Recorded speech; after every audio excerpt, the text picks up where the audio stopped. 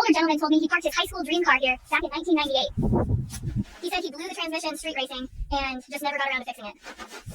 The interior is classic 80s Foxbody, complete with bolstered sport seats.